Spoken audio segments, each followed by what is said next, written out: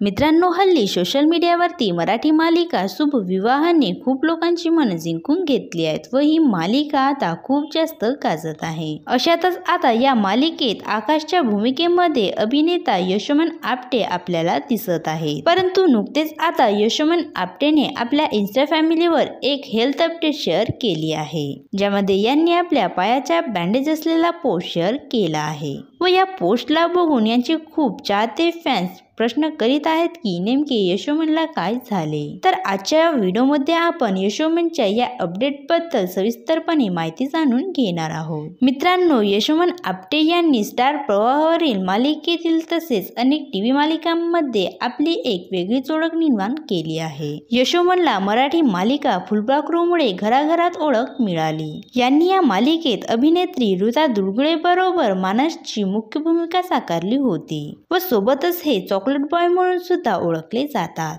पण नुकतीच आता यशोमनने आपल्या इन्स्टा फॅमिलीवर स्टोरी शेअर केली आहे व त्या स्टोरीला पाहून यांचा चाहता वर्ग खूप जास्त कमेंट करीत आहे की नेमके यांना काय झाले। तर तुम्हाला सांगायचे झाले तर गेल्या काही दिवसांपासून शुभ विवाह मालिका ही प्रेक्षकांना खूप जास्त आवडत आहे।